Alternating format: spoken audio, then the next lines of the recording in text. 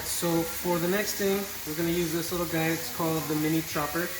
So the cool thing is, compared to this longer one over here, which a lot of people do have, but it feels like a sword sometimes. It's a little bit too heavy or too big to use, especially if you're in a hurry.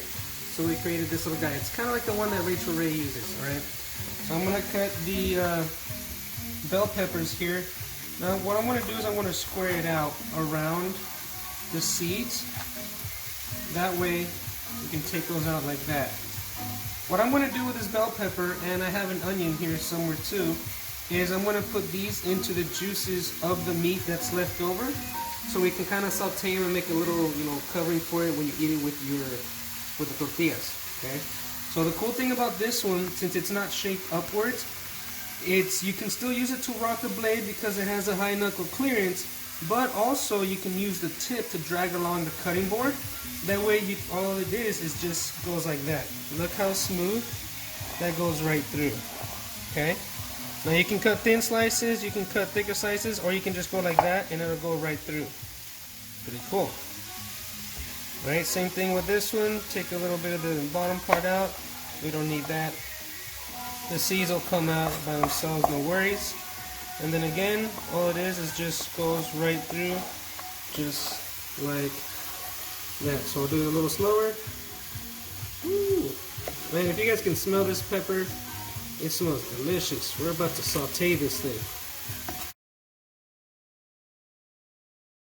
Okay, so the meat's done. So you can look over here, it's all cut up already in the pieces. It's amazing, right? So what I'm going to do with the rest of the flavor that's here, we're going to saute our vegetables, okay?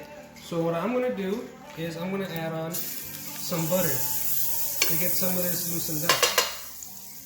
And I'm using my Cutco, the kitchen utensils, because it is for pots and pans, so you don't have to worry about it all scratching up or anything like that. Okay. Now, I did turn down the heat just a little bit, just under medium, between medium and low. That way at least can get the butter nice and hot. And then what I'm going to do is just add in all of the vegetables. Okay. Once they're all in here, now it doesn't take long for these to get sauteed. If you want to add in extra flavoring, that's totally fine. However, I'm just going to leave them plain like this because I believe the flavor of the oil and the meats and the seasoning salt's still on there. So we'll be able to get most of that onto the vegetables.